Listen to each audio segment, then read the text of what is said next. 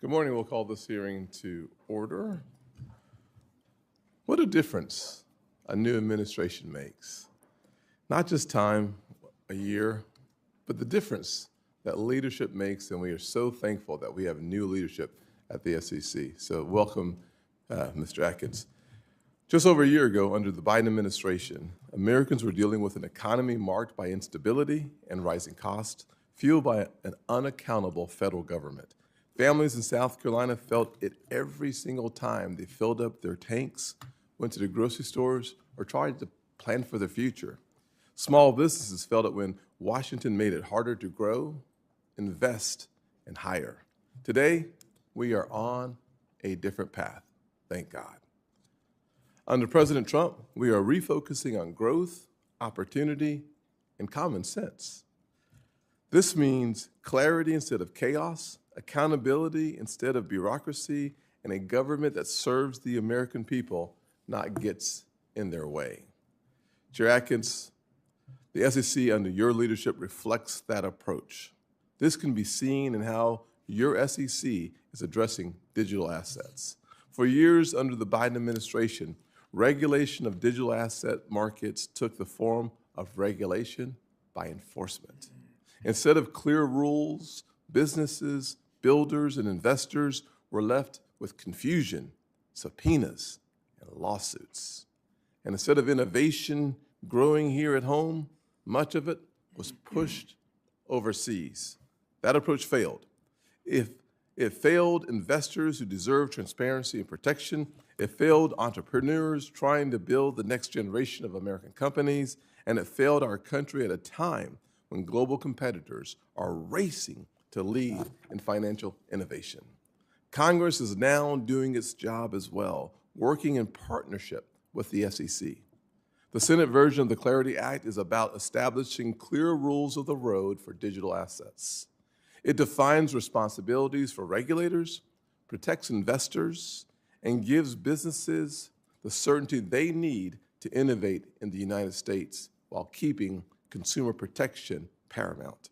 Make no mistake, digital asset innovation will happen here at home in places like Greenville, South Carolina, Atlanta, Georgia, or Cary, North Carolina, not abroad anymore. Chair Atkins, your leadership at the SEC is also bringing clarity and common sense back to how it regulates our capital markets, which of course is incredibly important. You've pledged to make IPOs great again, and I really like that aspirational approach with a little touch of optimism.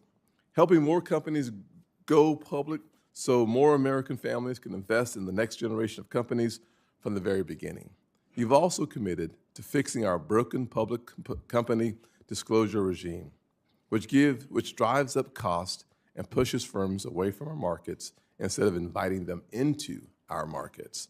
Under your leadership, the SEC has extended compliance dates for several costly rules finalized under the Chair Gensler and withdrawn proposed rules that would have damaged our capital markets if finalized, including rules that would have imposed ESG requirements on registered funds and investment advisors.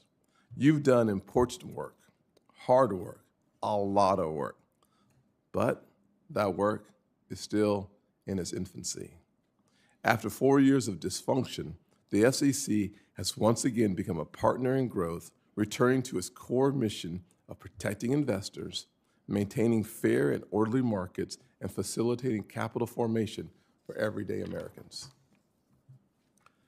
By getting the SEC back to the basics, you are helping our capital markets work better for investors, entrepreneurs, and innovators. Now, Congress must do our part as well. That is why our committee here will work to advance capital formation package known as the Empowering Main Street in America Act to help small businesses grow and expand investment opportunities for everyday Americans.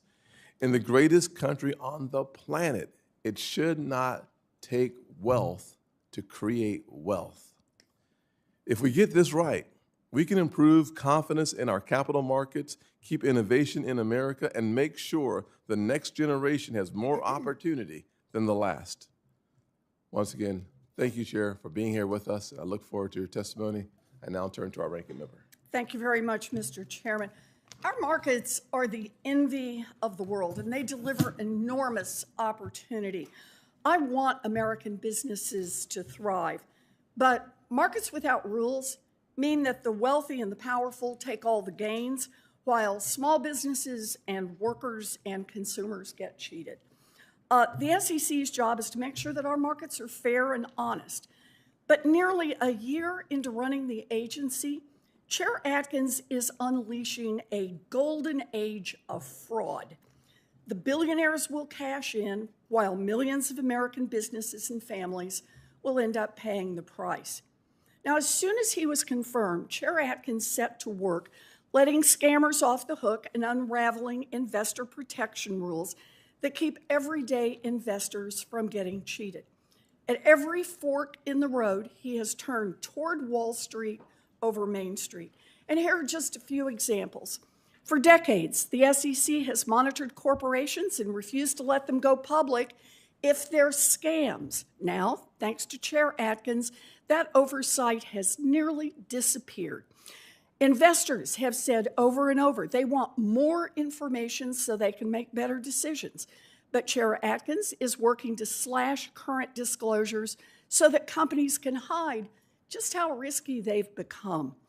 Under Chair Atkins, the SEC has also made it easier for companies to prevent investors from going to court when those investors have been cheated. Chair Atkins seems to think that if investors get cheated, they should just suck it up. The Trump SEC has made it easier for executives to silence shareholders and to ignore suggestions for improving corporate governance. And perhaps most dangerous of all, the Trump SEC has gutted oversight and enforcement tools, even proposing to dismantle the database that helps the SEC catch insider trading, market manipulation, and other corporate crime. And the proof that the SEC has largely quit enforcing the law, right there in the numbers.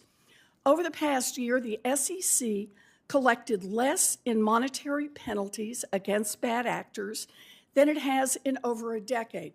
And I don't think anyone can say with a straight face that's because corporate CEOs are suddenly behaving better. For crooked CEOs and companies built on fraud, Trump's SEC is a dream come true. Atkins has taken the SEC cops off the beat, and under his watch, the SEC has cut way back on investigating companies that break the law and hurt investors. So, who benefits from the Trump administration's sidelining the cops at the SEC? President Trump and his billionaire buddies. Rich CEOs like Trevor Milton and companies like Kraken, Coinbase, and Gemini, who donated big time to Trump, and then the SEC cases against them suddenly disappeared. While the SEC spends its time handing out special favors, risk is building up in our financial system. And we have seen this movie before. In fact, the SEC chair who sits here today played a starring role in an earlier financial crash. In the years leading up to the 2008 crash, Chair Atkins, who was then a commissioner on the SEC, along with other regulators, let companies flood the market with complex, risky financial products. Taxpayers ended up bailing out Wall Street, while millions of people on Main Street lost their jobs, their homes, and their pensions. And here we are, 20 years after the crash, and the lesson for Republicans seems to be that so long as you take care of the big boys, Donald Trump and his friends are happy and no further investigation is needed. Once again, American families are being put at risk of losing their shirts because Trump's SEC refuses to do its job and enforce our laws. Thank you, Mr. Chairman. Thank you, Senator Warren. Today we will hear from the Securities and Exchange Commission Chairman, Paul Atkins. Chair Atkins, we look forward to your testimony. Okay, well, thank you very much, Chairman Scott, Ranking Member Warren, and members of the committee. It's a great honor to testify before you today Thank you for this opportunity to discuss the work of the Securities and Exchange Commission. 9 months ago, I returned to the SEC with a clear mandate to recommit the agency to our core mission of protecting investors, maintaining fair, orderly, and efficient markets, and facilitating capital formation. I'm grateful to work alongside dedicated public servants who have hit the ground running in pursuit of these priorities. America's $124 trillion capital markets are the deepest and the most liquid in the world. They're a marvel of human ingenuity. Yet over the years, rules have multiplied faster than the problems that they were intended to solve. This Congress and the Trump administration are focused to bringing down the cost of living for the American people, and the SEC has a vital role to play. For example, public companies spend $2.7 billion a year to file their annual reports. This is $2.7 billion that companies are not reinvesting in their businesses to create jobs. It's $2.7 billion that our disclosure regime is diverting from your constituents to corporate lawyers, accountants, and consultants.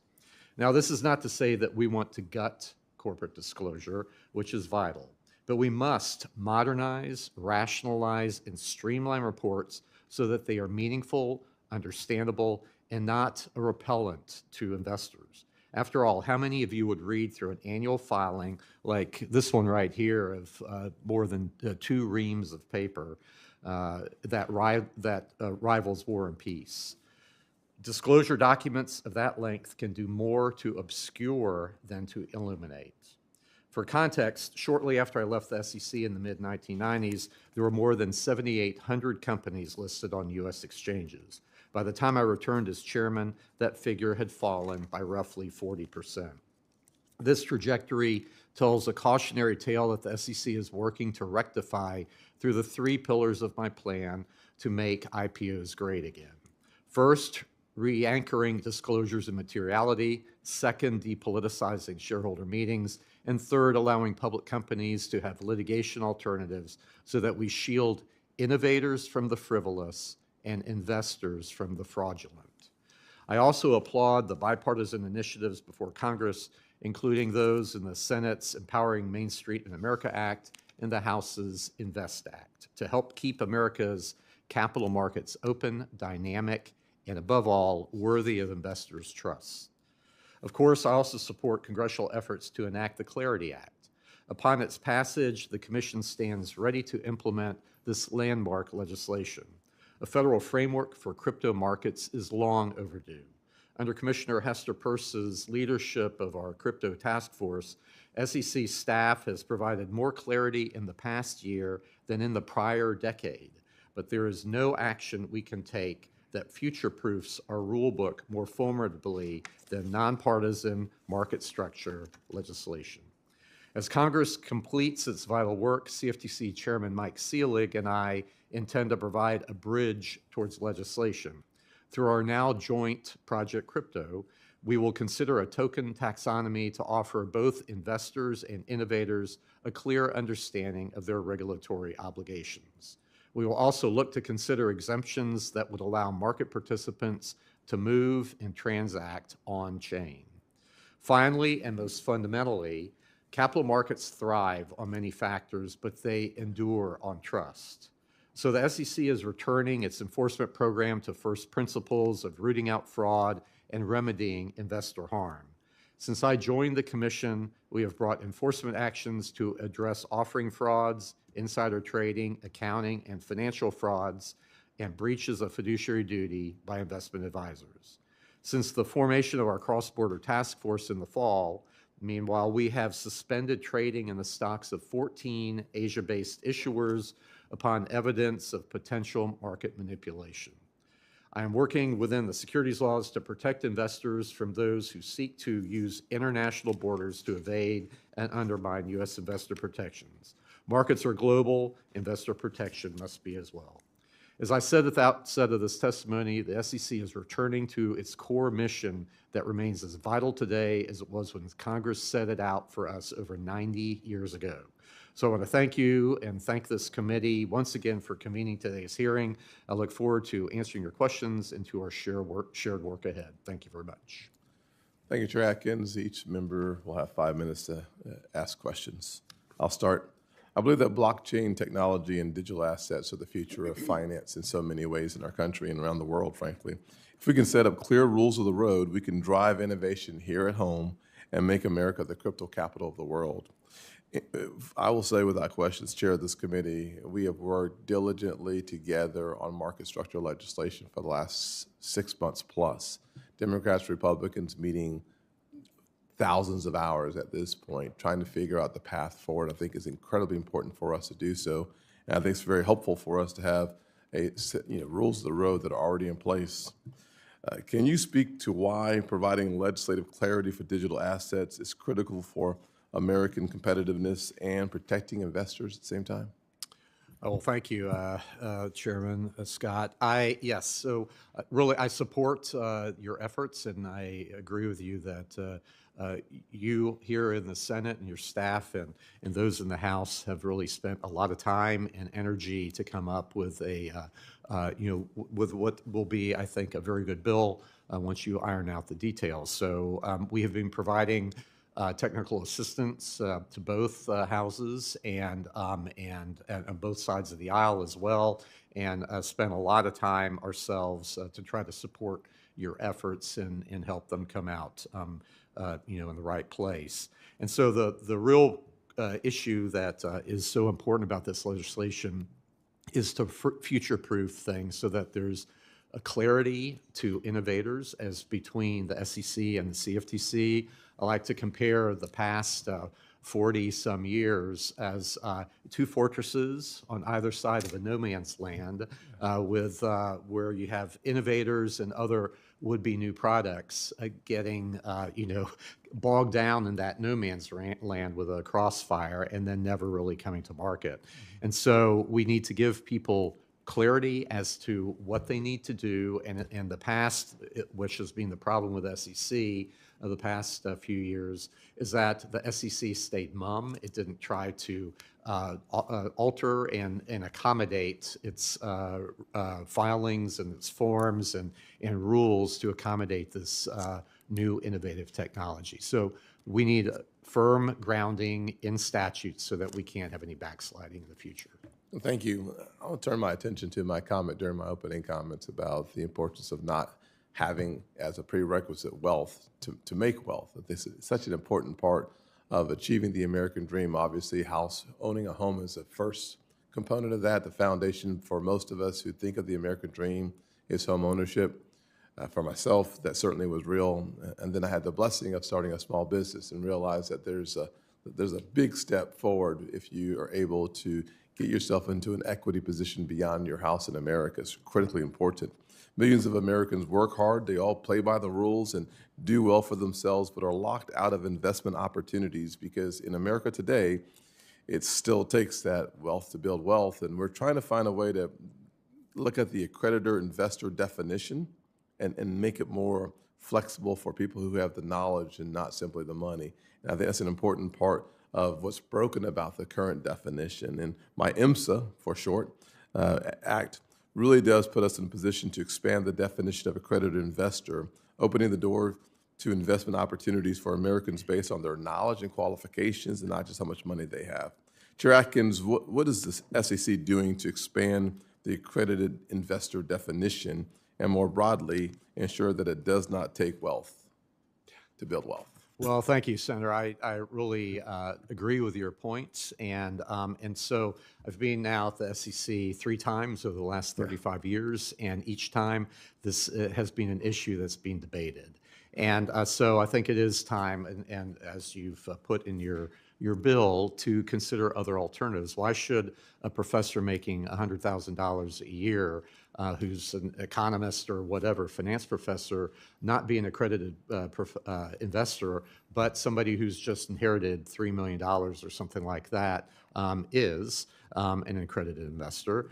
So that's not the way that things should be. We should have ways for people who are willing to take risks and then demonstrate the knowledge that would be prerequisite to do this can come, whether that be by testing or something. But we need to be open for those alternatives. Yeah, I think you just put your finger on the pulse, and hopefully we'll see the next iteration of that definition coming out of the SEC sometime soon. Ranking Member Warren? Thank you, Mr. Chairman. So the SEC is supposed to be the cop on the beat, enforce our securities laws, but Chair Atkins, you've been rolling back investor protections just at a record clip. Meanwhile, there are just as many corporate crooks as ever, who knows, maybe more.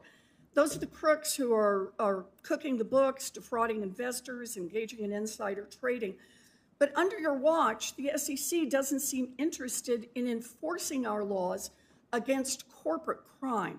So I'm looking at the data here, and over the past year, the SEC has brought fewer new enforcement actions than at any point in the last decade. Do I have that right?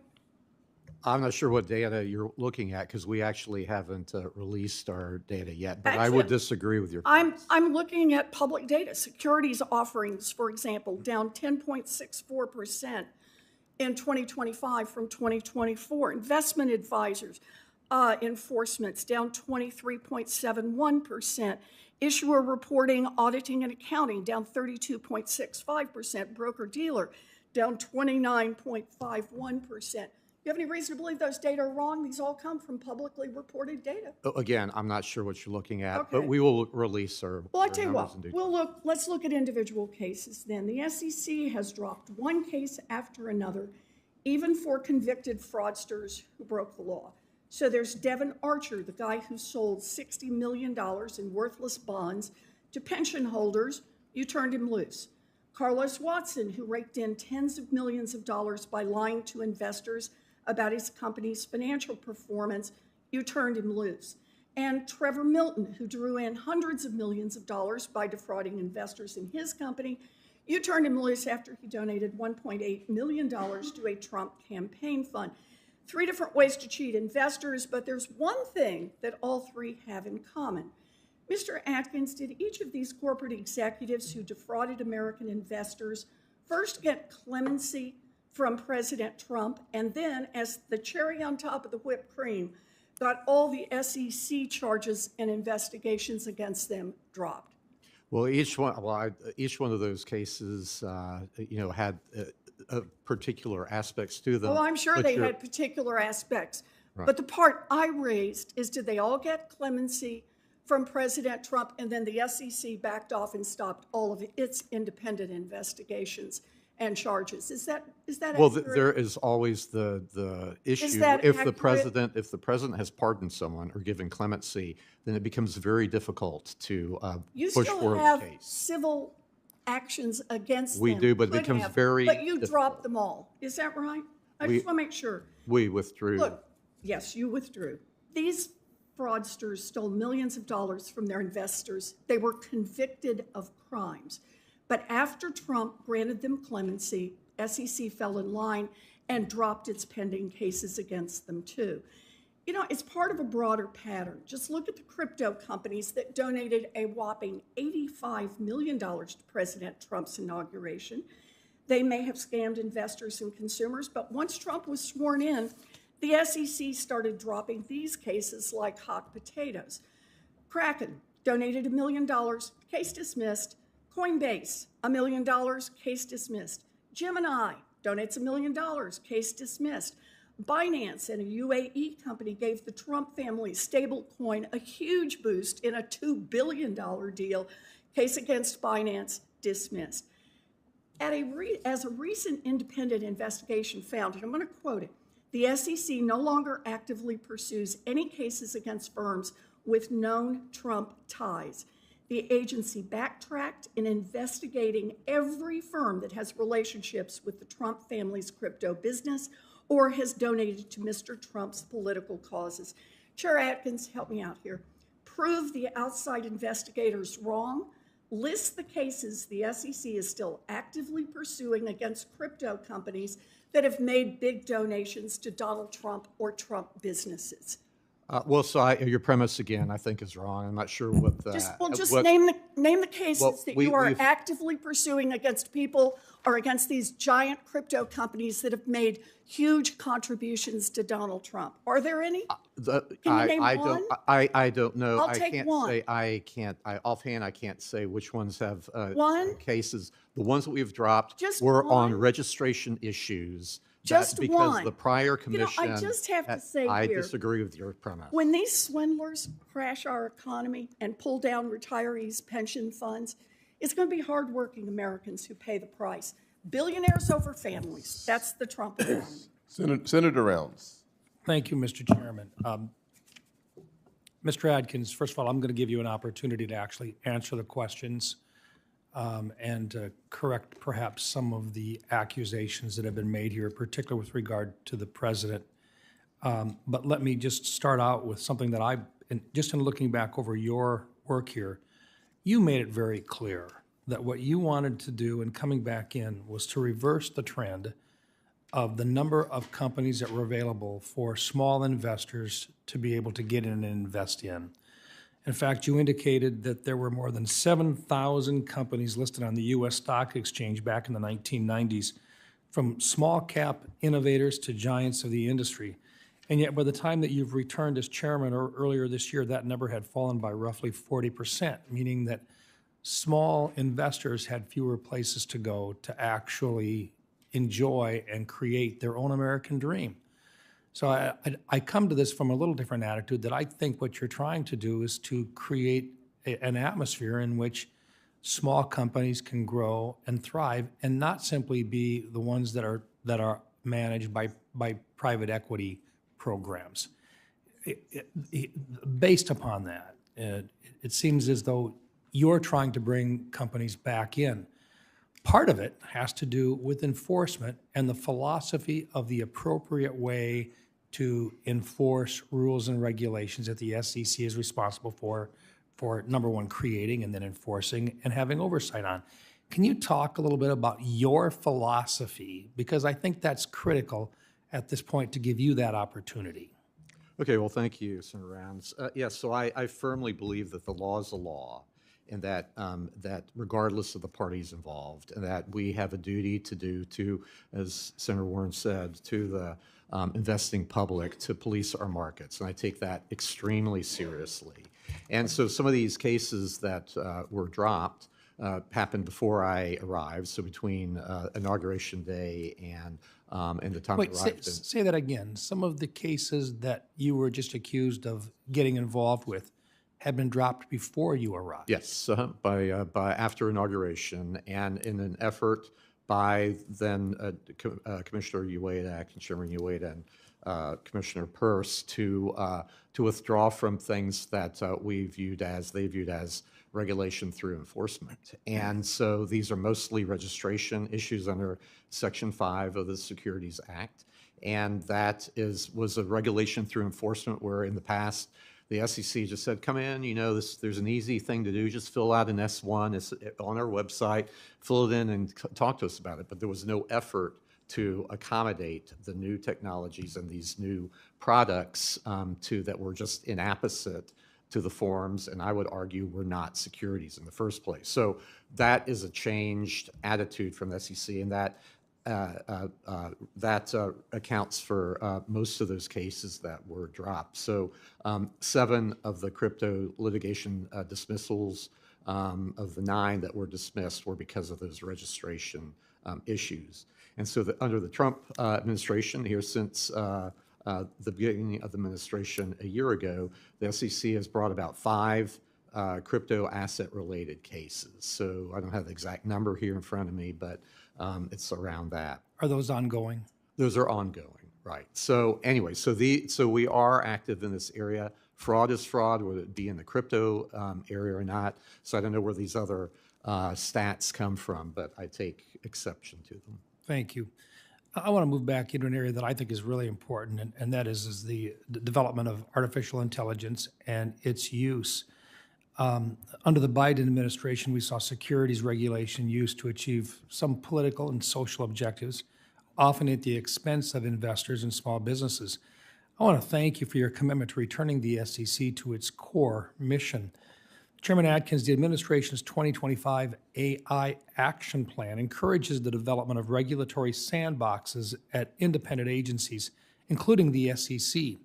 This venue would allow SEC-regulated entities such as broker-dealers, investment advisors, to test new AI tools under structured oversight. Now, I've introduced legislation with Senators Heinrich, Kim, and Tillis that would do just that, bipartisan legislation. Do you believe that our legislation would give the SEC the tools it needs to foster responsible AI innovation, and could it serve as a useful model as the SEC implements the AI Action Plan? Thank you, Senator. I haven't actually had the opportunity to review your language. Happy to do that and discuss it. But the premise, I agree with you very much. I think it would be very useful, and I've been talking about an innovation exemption to begin that at the SEC to allow entrepreneurs in a sandbox-like environment that's cabined by time. It's cabined, time-limited, transparent, flexible, and then focused on investor protection. So all of those principles, I think are important, and to allow people to try different things in a particular environment and then prove their concept.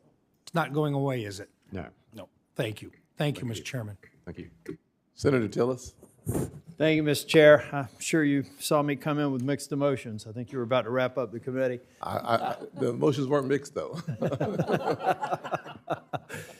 Mr. Atkins, thank you for being here. I don't know if you've paid attention to some of my comments. I've been critical of some folks in the administration. You're certainly not one of them. I'm really glad that you're leading the SEC.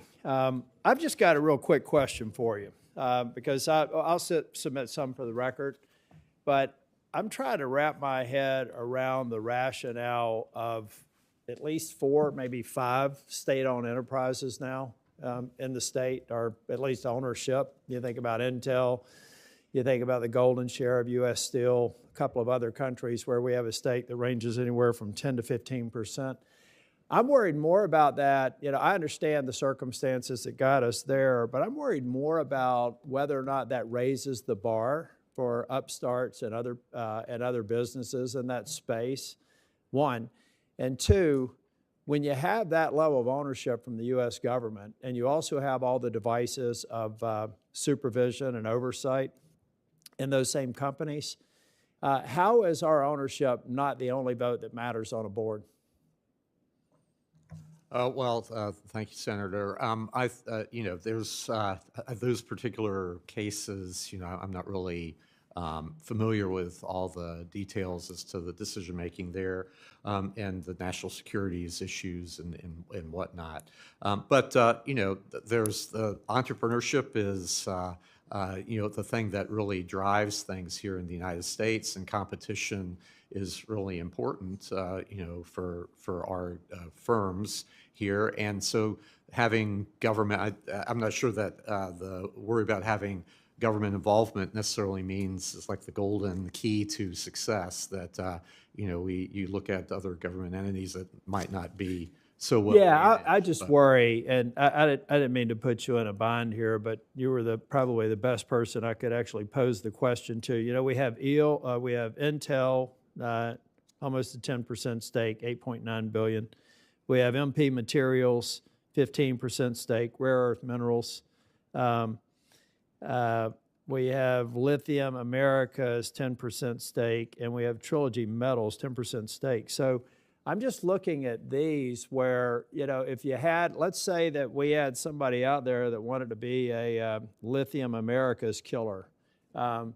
What is the likelihood that they could take them on, and what is the likelihood that anybody would take on that risk? I'm just asking a general business question here.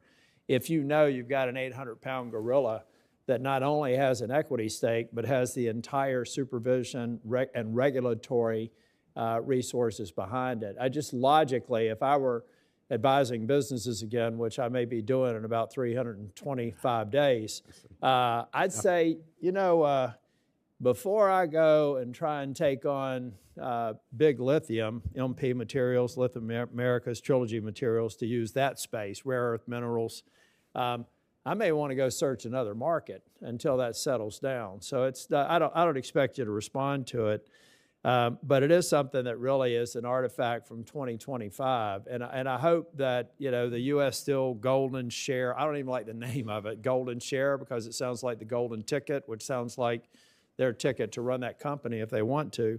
To me, it just seems anti-free market. And if you could just opine on whether or not, or for the record, and only from your perspective, what would that do for a budding new company that wants to enter that space if they know they've got the 800-pound gorilla in the room? Don't need to answer it now. I didn't mean to catch you flat-footed or anything, but I would appreciate your insight. Thank you for being here before the committee. Okay. Thank you, Senator.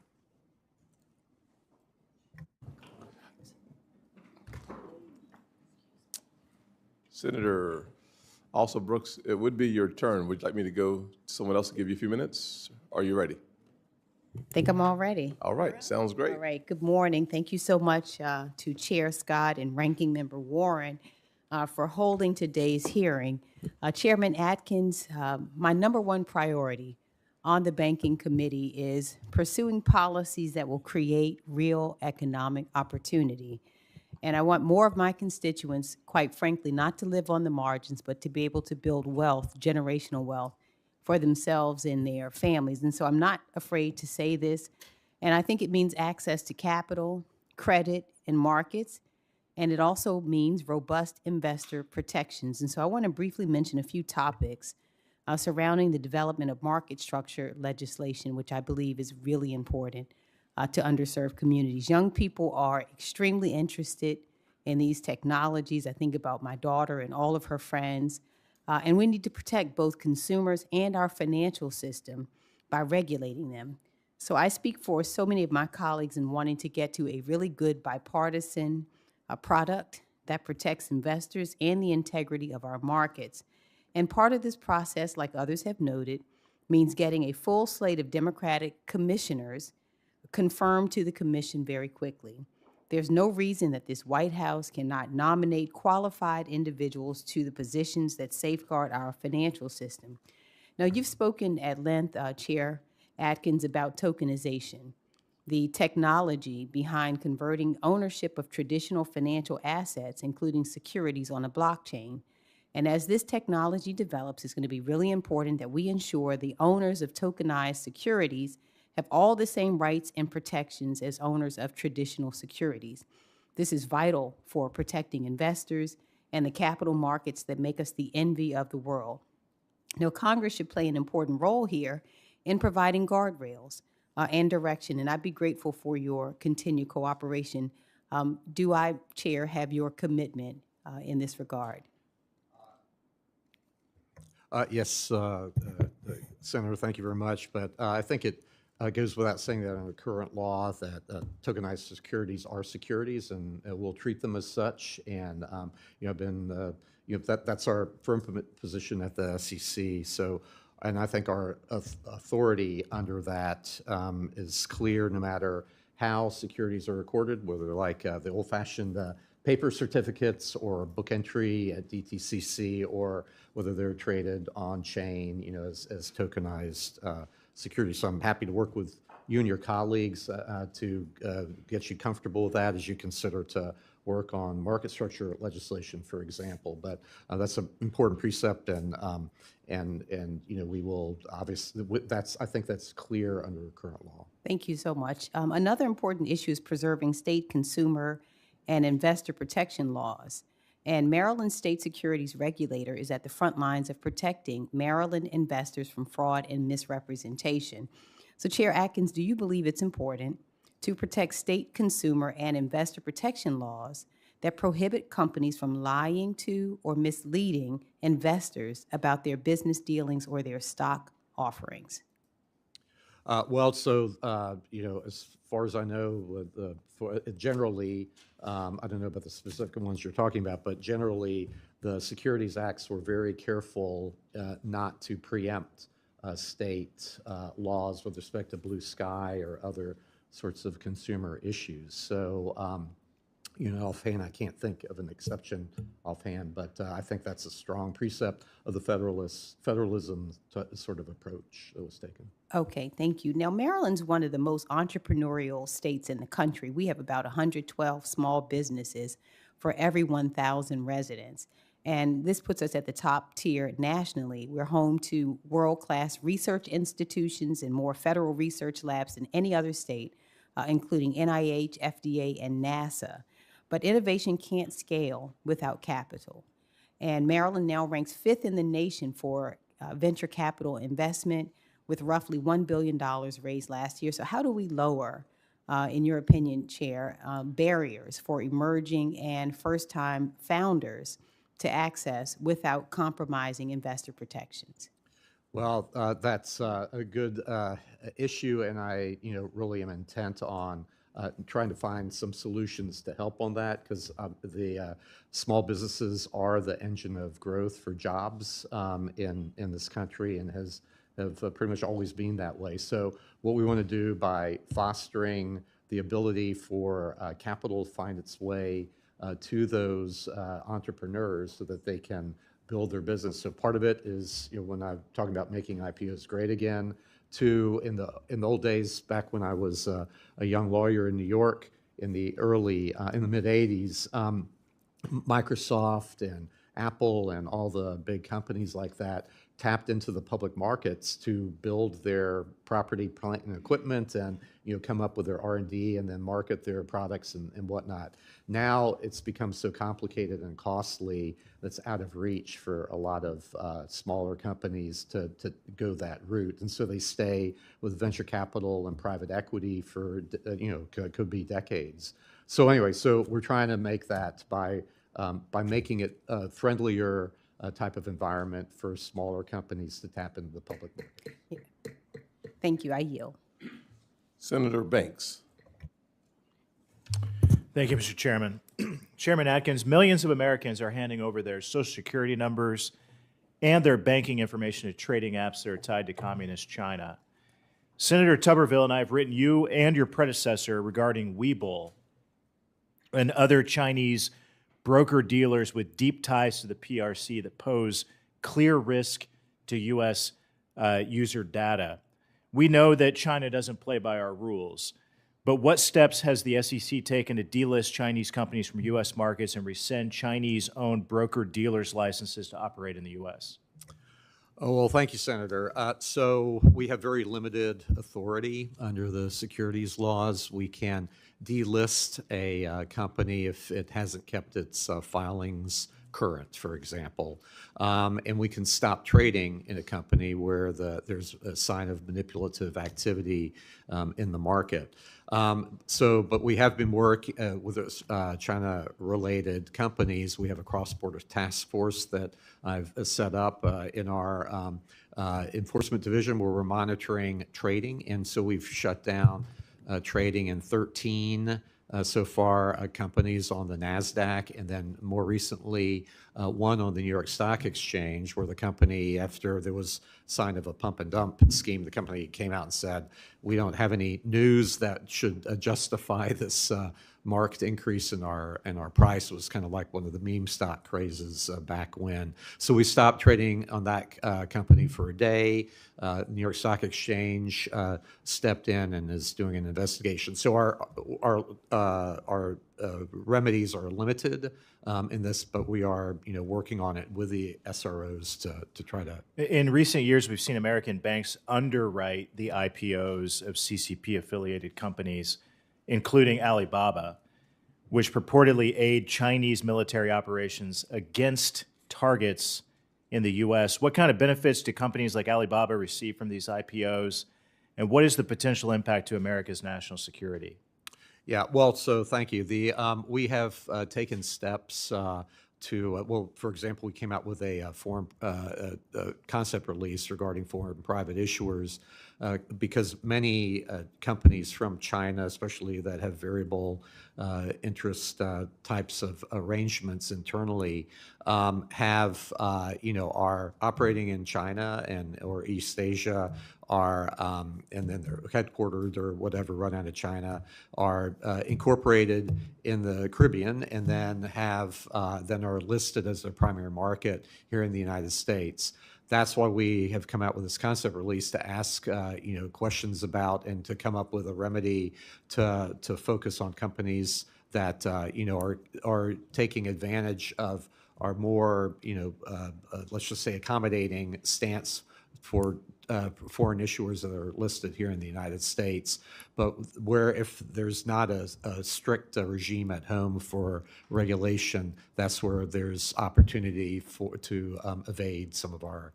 China has taken drastic steps to crack down on Western accounting firms that offer auditing services to Chinese companies, as you know. Chinese Communist Party authorities have raided the Beijing headquarters of major Western firms and bullied them with scam investigations. They have put enormous pressure on Chinese companies to employ Chinese auditors, not American or British firms, for example. Do you think that American investors should trust the financial reports that they get on a Chinese company if the auditors preparing that report answer to the Chinese Communist Party? Well, I can't say blanketly, but we have now we've just sworn in this week some new board members for the Public Company Accounting Oversight Board, and that is one of the main issues that they will be focusing on. And how is the SEC ensuring that American investors aren't being tricked into putting their money in Chinese companies that falsify their financial data?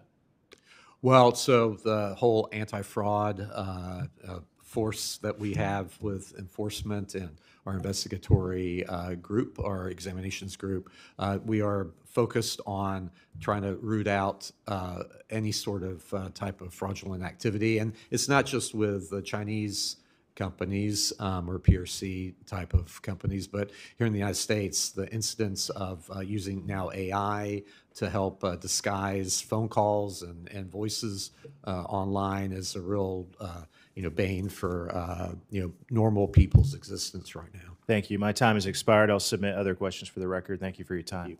Thank you, Senator Banks. Senator Reed, the floor is yours. Thank you, Mr. Chairman.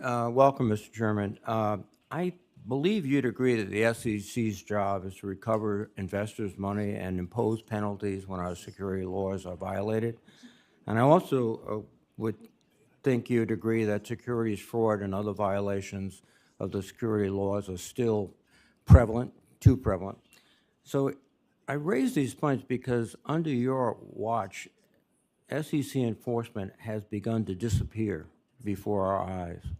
Between 2024, your predecessor's leadership, and 2025, staffing at the SEC has been cut 17%, with huge cuts to the enforcement division.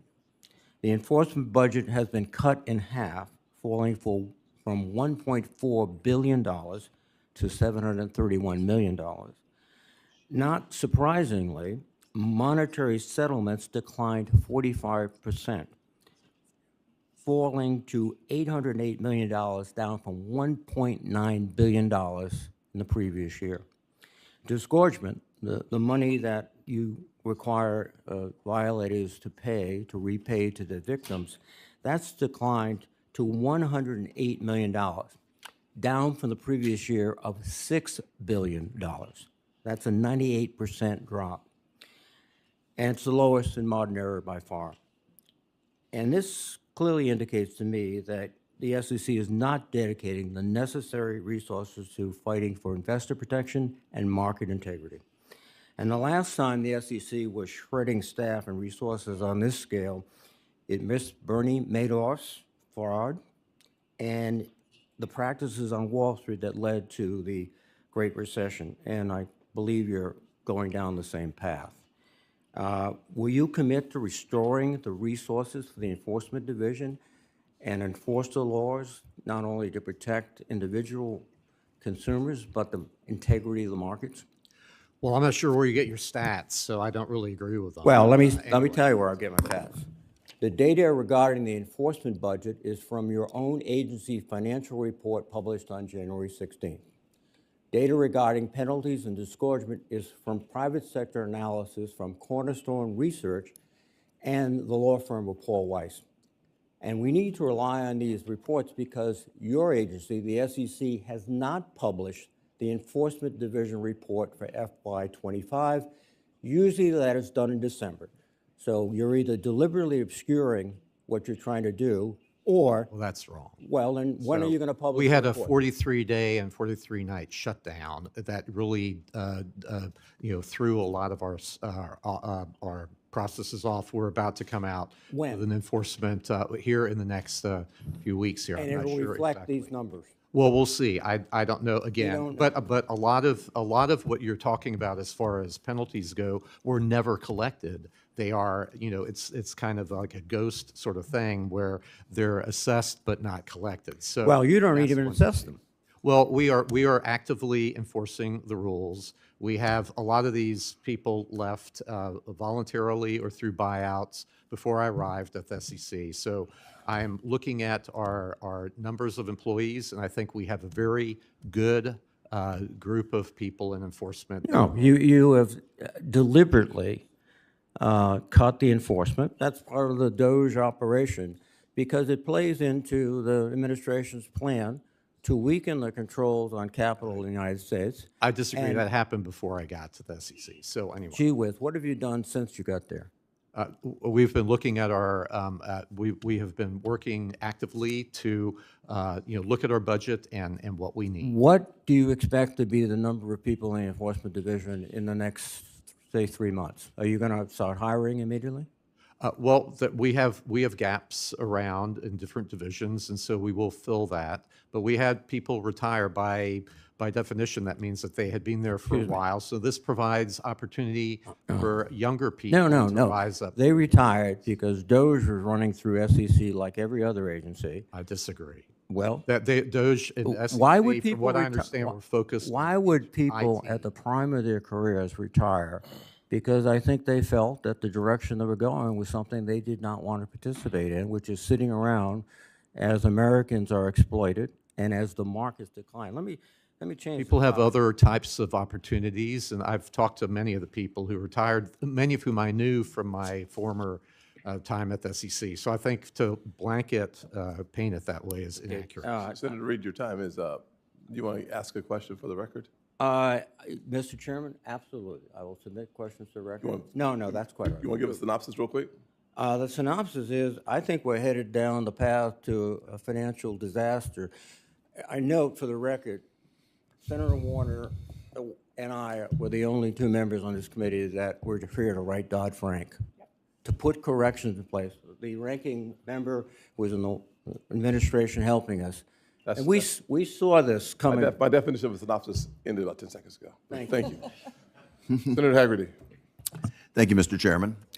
Chairman Atkins, is great to see you. Audrey, great to see you here.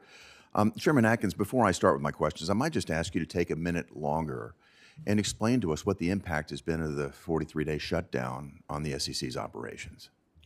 Well, it's set us back a lot because 43 days, it's not just a month. It's not counting all the. It's a long time to have people at home and then to have them come back and get started back up again. And so, in 43 days, is a big chunk. More than 2 months as far as being shut down. So anyway, so that has thrown off a lot of our work for investigations. A number of enforcement people could continue under the rules, but for a while, our rulemaking and the normal operations, like coming out with an enforcement data, review of fiscal year 2025, is yet to be done. Yeah. Well, thank you for clarifying that. Chairman Atkins, is something I've wanted to talk to you about on the public record for some time. It has to do with the proxy advisory firms. And if you think about it, every day Americans are investing their 401ks, their pensions, they're investing in index funds, but they don't vote the shares for those funds. Their money managers don't even vote the shares. Those shares are in effect being voted or being dictated by a duopoly of foreign-owned enterprises known as proxy advisory firms. And this duopoly has created massive leverage here in America. And what are they doing with the massive leverage? They're using it to backdoor, essentially, regulations that we would never agree to, that you wouldn't regulate. And so I think we take just a specific example. Consider say on pay. Dodd-Frank dictated that say on pay should happen once every 3 years. But the proxy advisory firms decided that they want it to happen once a year, to triple that. And if you don't do it, you suffer the consequences of their recommendations. I served on a New York Stock Exchange board that was attacked over say on pay by one of these advisory firms. Lo and behold, the week after the attack, our CEO gets a call from the advisory firm saying that the consulting division of the firm could help us out. And after spending fees on the consulting division, suddenly it all was all right. The conflict of interest here is enormous, and the abuse of power is very, very clear. Now we're seeing another example. The SEC recently clarified when companies are able to exclude certain shareholder proposals. Well, not to leave that alone, ISS has threatened to come in and recommend voting against the directors if for some reason ISS doesn't like the decision on which shareholder proposals to include or exclude. Again, far beyond what the SEC has been calling for, backdooring more regulations. The pattern here is clear. Congress and the SEC set the rules, and the proxy cartel does whatever they want to backdoor alternatives to those rules. And what's the result on the American public? Well, it increases compliance costs, clearly. It diminishes capital formation. Frankly, it decreases and diminishes the attractiveness of going public here in America. And it makes everyday Americans suffer the financial consequences of ideologically driven and economically unfounded corporate decisions that are resulting from these malicious proxy advisory recommendations. So, Chairman Atkins, I'd like to know what you feel, what concrete steps could be taken to prevent these proxy advisors from using their market dominance to become de facto regulators here in the U.S. market. Well, thank you, Senator. I don't want to prejudge anything because we are actively looking at this area. There's an executive order that we are actively addressing and reviewing all the regulations in this area with that regard, and collaborating with the Department of Labor and the Federal Trade Commission as well. So, but I share your concerns in this respect, and in many ways, these proxy advisory firms are a symptom of a problem underlying it of precatory shareholder proposals that have been weaponized by social activist shareholders that have special axes to grind. Mm-hmm. And so you've spoken about this and addressed it through bills in the past. So I think that, so anyway, we'll be looking at this from, all different aspects, and that's part of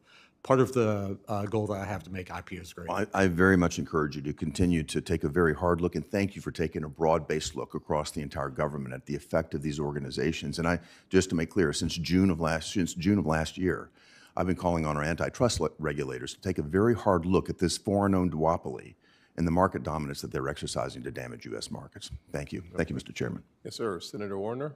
Thank you, Mr. Chairman. Chair Atkins, good to see you again. And before I dive back into the crypto world, I do appreciate Senator Alsobrooks raising some questions I was going to raise. I want to touch on another area, which is AI. We all know AI is going to transform everything. I think it's clearly going to transform markets, banking, both at the banker and broker-dealer level, but also at the retail level. And one of the things I'm really concerned about is kind of agentic AI, where the AI tools can self-execute, do trades without any human input. And I wonder, if we don't have some guardrails here, are people going to be able to say, well, my agentic AI agent did something that was clearly illegal or bad, but I didn't, that was that tool. It was not me as an individual or me as a firm. So I got a couple questions. First, do you think banks and broker-dealers, so we'll take it up a level, have appropriate guardrails in place today to make sure that that agentic AI agent doesn't commit a malfeasance or something illegal? Yeah, well, those are very good questions, and I share your concern with that. And this is a new technology. obviously, and people are still experimenting with it. And so I can't really say, what's, going on with respect to, individual broker-dealers or anything else. But I do agree that, we can't allow that. Well, I would hope I think there'd be a lot of bipartisan interest in helping on this. And then when we take it down to like the retail level, I just want to make sure that, that the same fair dealing and conflict of interest standards that exist for the retail investor would also apply to that agentic AI agent who is acting on behalf of the retail investor.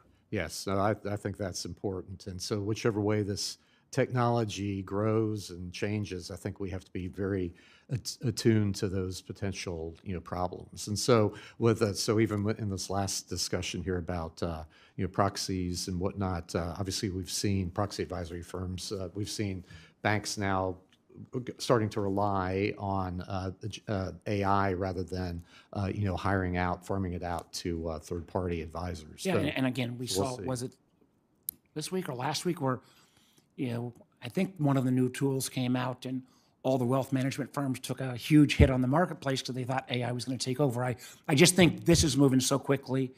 It would be great if we could get a little bit ahead of it and we're not trying to chase it after the fact.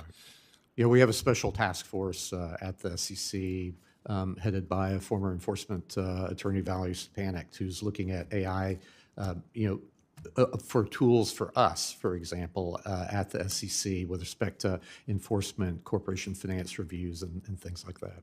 I'll jump back into the old pool now, around crypto. And, for all that are watching, we want to get this done. It's got to be done safely. I appreciate folks like Senator Blunt Rochester, her work on this, and Senator Alsop Brooks. And there's a big working bipartisan group on this, and the chairman's leadership. So but I do feel like on DeFi, that there still is, we got to make sure that we don't set up a regime that allows bad actors or carve out enforcement, something Senator Cortez Masto is working on.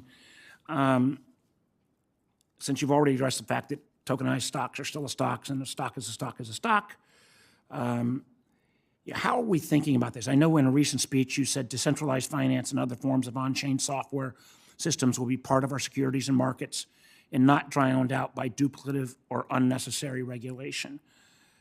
I hope that unnecessary regulation would not include things like AML rules. What do you think?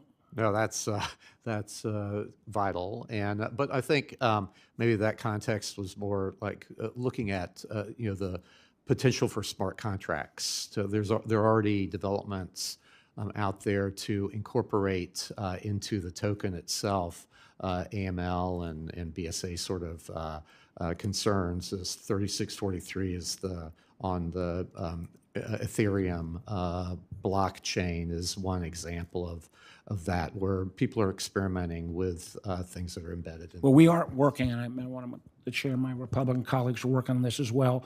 No, we're trying to get technical support from you, how we deal with the front ends. There's lots of expertise that we need. We definitely want to get this right because I think getting it wrong would be a disaster. Thank you, Mr. Chairman. Thank you. Thank you, sir. Senator Moreno. Thank you, Mr. Chairman. Yes, sir. Chairman, I find it a little troubling that during this entire hearing, you haven't thanked Gary Gensler for setting such a low bar for competence. So thank you for doing this job. And I think anybody who watched the Biden years saw an SEC that was actually a completely rogue agency. So thank you for bringing credibility back to the agency. And thank you for your team for working so hard to make that happen. You were way in the ditch when it came to credibility. And what you've done just in your short term has made a remarkable difference. Let's talk about just some fundamental issues. I think we can lay this out the right way. How do you see the role of your team, you and your team, in terms of functioning? Do you view yourselves as enforcing law, or do you view yourselves as somebody who creates laws through enforcement? No, we should be enforcing the law, and we shouldn't be regulating through enforcement. And so, springing right back into the crypto world, the reality is this is not new technology. I mean, my son introduced me to the crypto world when he was 14 years old. He's now 28. It was a long time ago.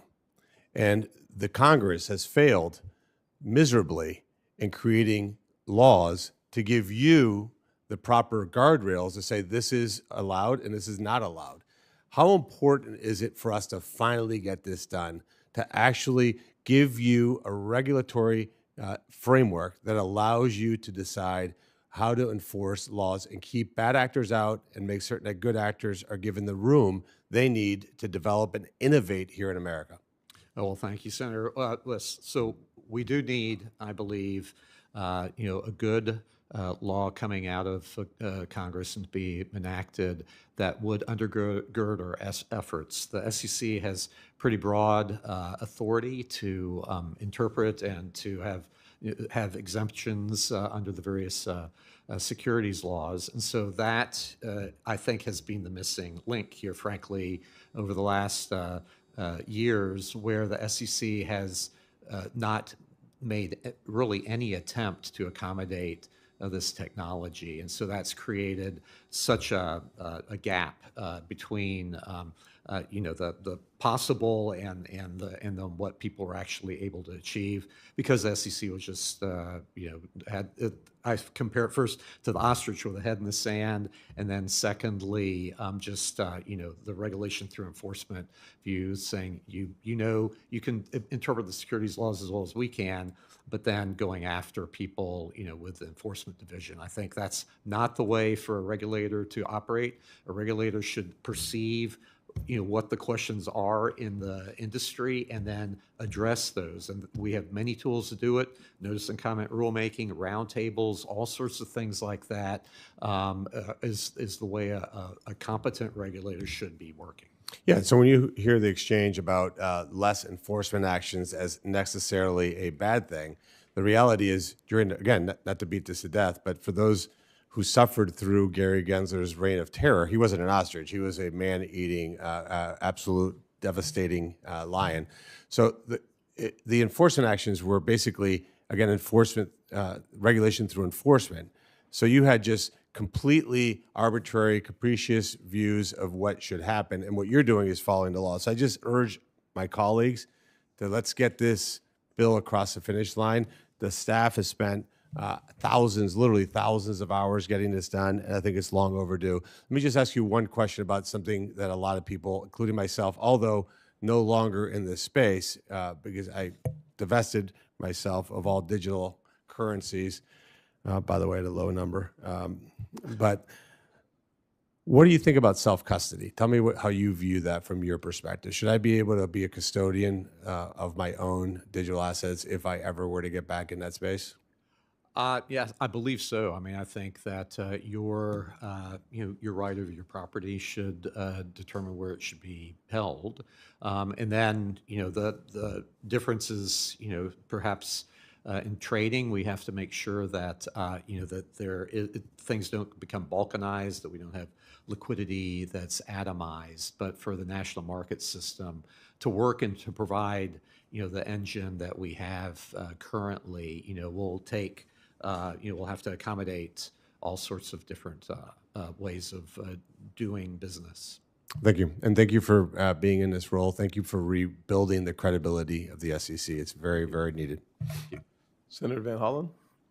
Thank you, Mr. Chairman. Welcome. I've heard a couple references to the impact of the shutdown, and none of us wanted to see a shutdown. I would just suggest that the 20 million Americans who today have lost access to tax credits to help them purchase insurance are the ones who are suffering the most as a result of the negligence of this Congress. Let me just say, with respect to proxy advisory firms and individuals, I do sometimes find it extraordinary that some folks want to interfere in my ability, for example, to contract with whoever I want to provide me with advice. Why would we want to interfere with my right to contract? Yeah, well, I don't think people are worried about or focused on interfering with right to contract. But the reason why these sorts of facilities and firms have come about is anomalies with SEC regulations that have proven to weaponize shareholder proposals and other aspects. I find it a little bit of the nanny state here, people who, again, why not let the market work? But let me ask you this. I think you'd agree that the SEC benefits from having a diversity of views among its commissioners. Would you agree with that? Yes. Yet at this moment in time, the president, the Trump administration, has not reached out as traditionally has been done, including in the first Trump administration, to Democratic leadership here in the Senate to ask for appointments to fill the seats, because you're 3-0 right now, isn't that right, in terms of Republican appointees to Democratic appointees? Is that where we are? There are 3 commissioners, and I mean, would you? I just want to. Could you call over to the White House? Would you be willing to commit to calling over to the White House and asking them to fulfill their traditional responsibility of reaching out so we can have a full contingent? well, it takes 2 to tango always, but with respect to nominees but I have been now at the SEC for 3 times, and so I've worked for a Republican chairman, a Democrat chairman, and was there with the aughts with other. No, I know you have, and that's why this is a unusual situation where we're 3-0 and where there's no indication that the White House is reaching out. Again, I want to reference the Trump 1 administration because they followed the traditional approach, which is to work with Democrats in the Senate to fill these positions. Yes, it takes 2 to tango, but the White House has not reached out. So I'm just asking you if you would encourage the White House to do its job and reach out in this regard. Well, I've been, public and also in private, supportive of having a full complement of commissioners. I think that helps with debates and everything else. All right. Well, good. Been Well, on we're the on the same outside, page. too. I hope hopefully the White House will move forward on that. You're a member, of course, of the Financial Stability Oversight Council, and recently you indicated and others that you're, quote, in agreement that non-bank financial institutions don't pose systemic risk to our markets, unquote. I think you recall that outside of the GSEs, one of the biggest taxpayer bailout beneficiaries was a non-bank. You recall that, right? Yes. It was AIG, right? So isn't it true that non-bank entities can pose systemic risk to our economy? We've already seen it once. Doesn't it seem arbitrary to say that's not possible and you're not going to look at the whole universe and environment out there and see if non-bank actors might pose a systemic risk? I mean, there are ongoing issues right now that people are keeping an eye on, different sectors. I mean, we had the Blue Owl Capital issue, but I guess just as a matter of principle, why would you want to start the analysis by saying non-bank actors can't pose a systemic risk? Well, I don't know that we've said that. I mean, well, I'm just reading a statement that you made. Well, so It's in the minutes. As far as the the non-bank financial institutions, I mean, we're in agreement with the Fed and the Treasury and other members of the Financial Stability Board internationally that at the current time, non-bank financial institutions don't pose a systemic risk, to the banking system. But you're not taking off. It appeared from the minutes that you were indicating that you were going to take that analysis off the table. So it's simply that you're saying at this moment in time, Senator's time there's is no run such out. non-bank. Senator Is that right? McCormick? Yes. Senator McCormick. Thank you, Mr. Chairman, Ranking Member Warren, and Chairman Atkins, good to see you. The Trump administration's prioritized preserving the United States as a global leader in financial innovations and enabling financial firms to offer new innovative products while also ensuring robust consumer protection. Prediction markets are an area where there appears to be tremendous opportunity, offering price discovery and additional tools to manage risk.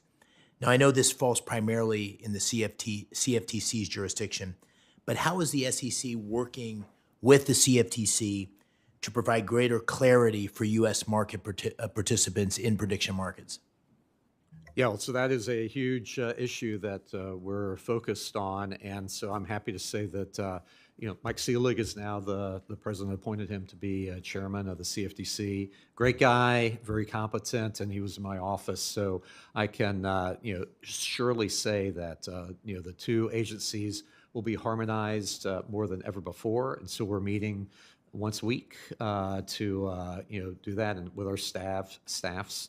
And so that's a very important aspect of trying to harmonize. So prediction markets are exactly one thing that where there's overlapping jurisdiction potentially, and you're right, it's mostly, at least currently on the CFTC side, but we need to be harmonized in the way we're addressing this market. And do you see any rulemaking on the immediate horizon and any thoughts on the need for legislation in those areas?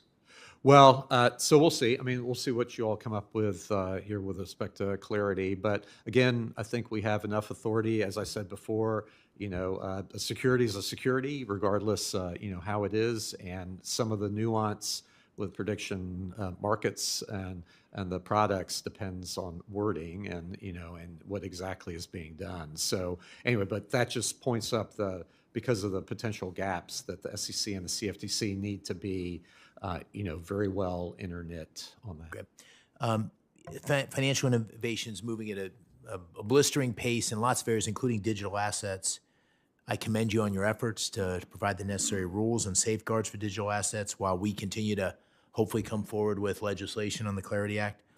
You've spoken about your support for super apps, which would allow for seamless side-by-side trading of different asset classes. For example, a user on one platform could buy or sell crypto alongside traditional stocks while accessing other financial services. Would you outline for us how the super apps, would increase global competitiveness for U.S. registered financial firms and the consumer protection principles that should guide the approach to super apps? Oh, well, thank you. Well, it comes again back to harmonization with the CFTC. So here we have two agencies that should be very well knit together, and so that there are no gaps. And as the markets have evolved over the last 40 years, and where there are actors or market participants in both markets, futures and cash markets, it's really incumbent on us to help make this as efficient for them as possible so that they can compete effectively with foreign or other sorts of firms that were in other jurisdictions. They don't have a dichotomy as between a futures regulator and a cash markets regulator. So that's our goal, is to make it efficient from anywhere from cross margining and portfolio margining, to just what sort of medallion you need to do X, Y, and Z. So the more harmonized we are, the better and more efficient. Thank you. I'll ask a final question, just squeeze in here on your focus on making IPOs great again. You discussed how raising capital through IPOs should not only be a privilege for larger companies, as the number of IPOs has diminished dramatically. Could you discuss the broader impact on markets and the economy when a handful of companies dominate the S&P 500's market cap? Yeah, well, that just points up how we now in the United States account for about a half of the total world's capitalization, and now that is on the public markets, and then now that is concentrated on relatively fewer companies, and even the Magnificent Seven or whatever number we have these days. So we, the more diversity that we can get into the public markets, I think the better, because again, the people who are harmed are the folks, average investors who are not allowed to diversify into the private markets, who can suffer because it's much more concentrated in the public markets. Very good. Thank you. Senator Warnock. Thank you very much, Chair Scott. I just want to reiterate some of the concerns raised by my colleague, Senator Van Hollen.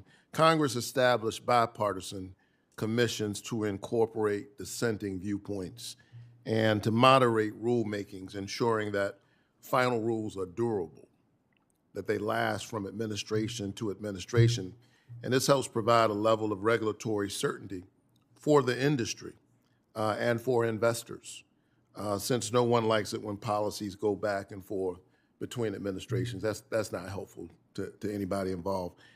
Chair Atkins, welcome. And if the next president is a Democrat in this regard, I'm thinking through just the practical implications of the question. Are there specific rules that the SEC is working on that you hope will endure? Or do you intend for all of them to be immediately scrapped and rewritten after your term ends? No, well, that's absolutely, we want to have things that endure, and especially now here on the crypto side, what we are doing and what we will be doing in the next couple of years, will set the pace for a generation. And so that's why I'm looking forward to a bill being enacted from Congress. I'll work with whomever the president appoints to be other commissioners at the SEC, and the one commissioner who just left, I've actually tasked her with doing, focusing on one aspect of our ALJ process and in general with rules there. So I can work with all sorts of people across the aisle. Well, it's good to know that you support having a bipartisan commission. I don't want to put words in your mouth. That's fair? Well, again, whomever the president, you all need to work with the president on that. That you support having a bipartisan commission. I'm asking because we're in the midst of market structure legislation right now.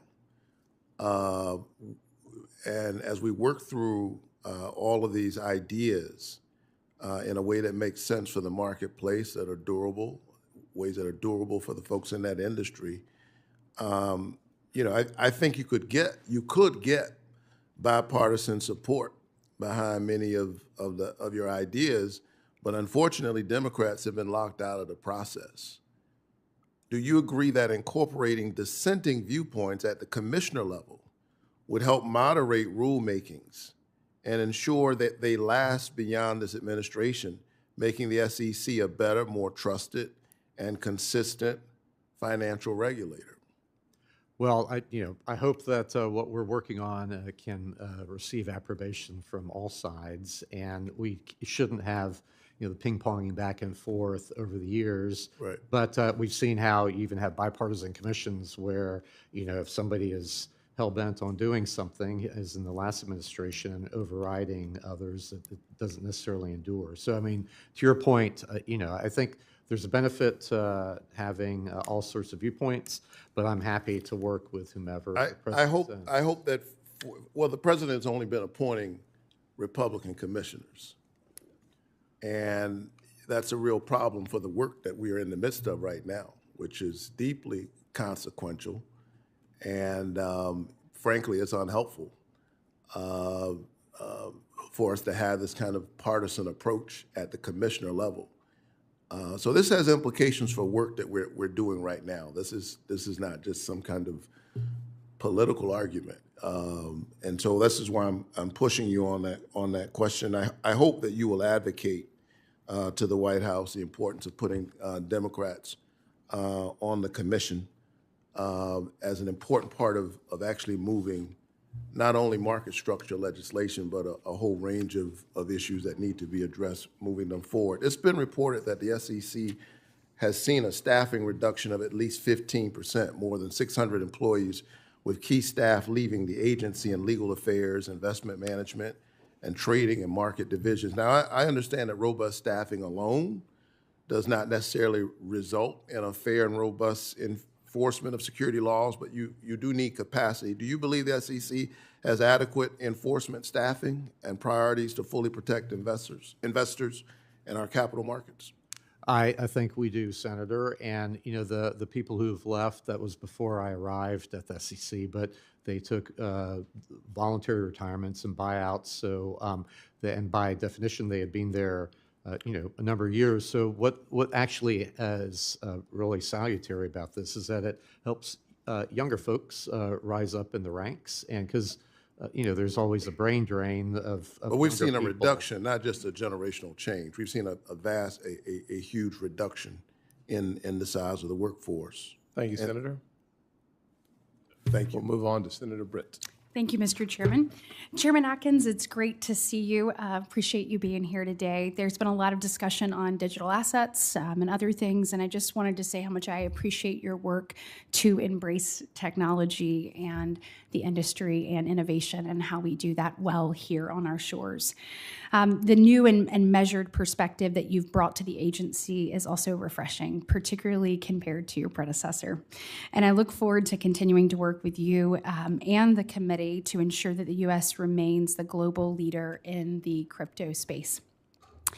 I wanted to just ask a couple of questions. I follow up on a conversation that we had at your confirmation about CAT. I've highlighted numerous times the serious privacy and security risk posed by CAT, and from my perspective, and potentially constitutionally, the concerns that are there. I'm very encouraged under your leadership that the SEC has taken steps to fix some of these issues, including reducing the enormous cost and stopping the collection of consumers' personally identifiable information. I do worry, though, that by the SEC just using the exemptive relief, that these changes could potentially be reversed by a future administration. So, one like under Chair Gensler that does not value consumer data privacy or cost savings. So can you speak to this and how we can implement long-term structural changes? Oh, thank you, Senator. The problem with the consolidated audit trail, I think, from the beginning, basically, is a lack of a clear roadmap for what it was to become and what attributes it had. There were it's like a Christmas tree, all baubles got added to it over the years without a lot of necessarily good management and planning. So I think that's the problem with the SEC, and then working with SROs. So from when I first got to the SEC, I called together the SROs and the teams and just told them that this is not going to be business as usual, that we need to cut the costs down by under $100 million a year. We have to address some of these really long-standing issues about the constitutionality and protection of investor data. And then, so we are actively working on that, and I'm happy to say that the cost has come down, and so we still have a number of issues to work out, and so we will be engaging in rulemaking on this eventually to get this right-sized. But it's a real critical issue. But we have their blue sheets don't necessarily exist anymore, and so we have issues there where we need to figure out what will replace that. And what is the timeline that you see for that? Well, that's critical. So, I'm hoping this year that, we can address a lot of this, and, it's just a matter of rulemaking and the process there for notice and comment. Good. I also appreciate your focused on tailored regulation. I actually discussed this with Secretary Bessent here last week. When our agencies properly calibrate regulation and focus on actual material risk rather than hypotheticals, it ensures that supervision is grounded in economic reality rather than subjective ideology. I would assume that you agree with me on that, and I know that you've mentioned a plan to target what you've called, quote, information overload. Can you speak to that and kind of give me a little bit more detail on your thoughts there? Well, one of the main principles of securities disclosure was articulated very well by Thurgood Marshall back in 1976, writing for the court, where he said that the disclosure needs to be grounded in materiality, meaning for the reasonable investor, what is essential for that person to know to buy, sell, or to make a decision to buy, sell, or hold, or vote his investments. And so, and if you don't have that grounding, then there's a danger of information overload, just an avalanche of trivial information. And so here, with this Entergy 10K annual report weighing in at almost 1,000 pages, I mean, that's an example of how things have, I think, gotten way out of whack, and we have to address that. Thank you so much. I'm out of time, but I have a couple more questions, so I'll submit those for the record. Thank you. Thank you. The very patient Senator Blunt Rochester. Thank you, Chairman Scott and Ranking Member Warren, and thank you, Chairman Atkins, for being with us today. I want to focus my questions on insider trading and insider self-dealing, something that I appreciate that you've taken very seriously. I have a series of yes or no questions, so it should go pretty quickly. Chairman Atkins, over time, Congress has provided additional authorities to the SEC to police insider trading above and beyond general anti-fraud authority. Is that correct? Yes. I think that's general. yes. The SEC's duty-based insider trading regime focuses on prohibiting conduct by people who have confidential information or control. For example, telling a friend when to trade, correct? All this is very circumstantial. The facts and circumstances very much. And I think that's why the trading rules focus on insider conduct, who is trading and what they know, just like the case that you brought in August of 2025 against 3 individuals, one being an executive of an investor communications firm who advised biotech and pharmaceutical companies, and his 2 friends. I think I even read an article where there were like envelopes of cash and everything. And so just to confirm again, this is really about who is trading and what they know and making sure that we are doing things on the up and up. Would you say that's correct? In general, it depends on intent, and I mean there are a lot of things that come into it, and the facts and circumstances. But the focus is really insider trading, insider conduct. The SEC enforces those rules even if the tradable asset in question is not the underlying security, such as equity-based derivatives, correct? Well, it depends. There has to be a nexus with the securities markets for us to do it. Otherwise, the CFTC has an analogous provision to 10B, and so it's in their jurisdiction. So it does depend on whether it's a security or not. So the risk of insider abuse doesn't disappear simply because the asset is traded differently, though, correct? Well, it depends on the law. It depends on the asset. Anyway, different markets have different standards. So there's been a lot of discussion about market structure because this committee is working on that issue right now. And I want to shift specifically to crypto as it relates to this.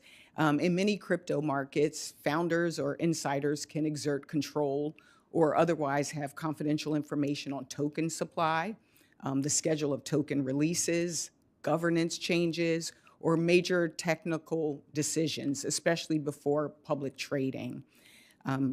You would say that's correct? I guess it depends on the instrument and the token. And right, I know it kind of depends on, but all in all, this is kind of the way it works. Case by case, this does happen, correct? Yeah, it could. Yes, okay.